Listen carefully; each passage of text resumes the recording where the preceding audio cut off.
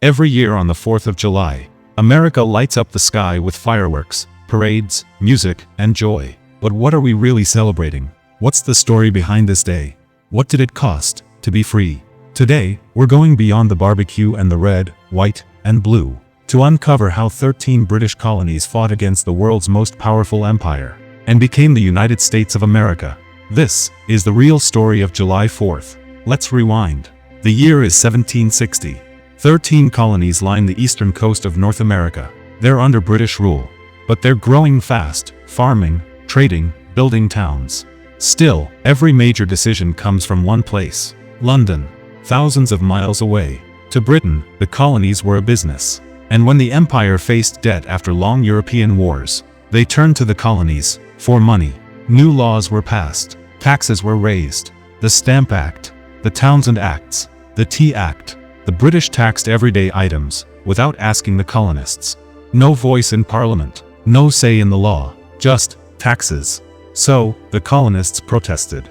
And out came the words that would fuel a revolution. Then came bloodshed. 1770. The Boston Massacre. British troops fire into a crowd. 5 dead.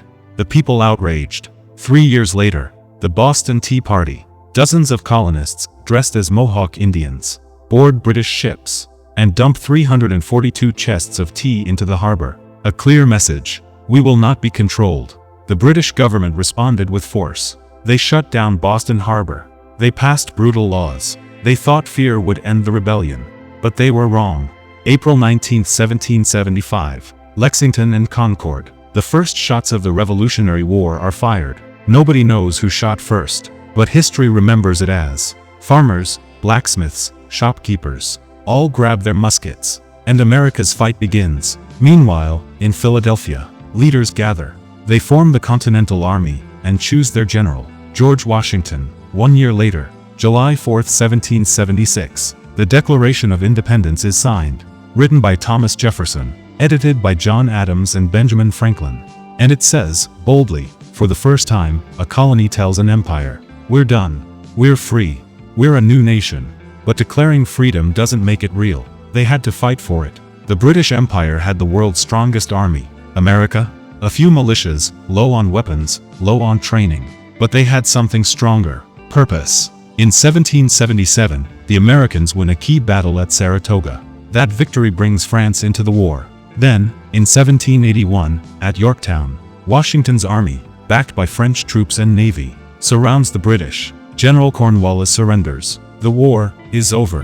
In 1783, the Treaty of Paris is signed. Britain officially recognizes the United States of America. The revolution succeeds, not just in battle, but in creating something the world had never seen. A nation built on liberty, on democracy, on the idea that power comes from the people. Now, every 4th of July, we celebrate that journey. We celebrate the rebels, the soldiers, the thinkers, the people who dared to dream. We light fireworks. We march in parades. We share meals with family.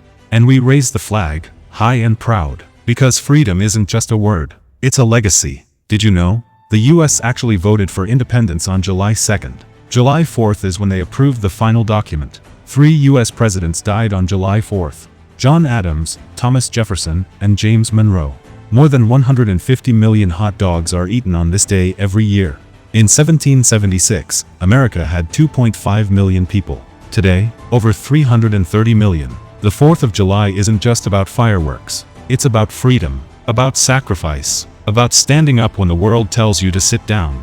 The revolutionaries of 1776 weren't perfect, but they believed in a future they would never fully see, and thanks to them, we get to live it. So this July 4th, when you see the sky light up, remember, it's not just a celebration, it's a promise to protect the freedom they earned, and to never forget what it took to be the United States of America.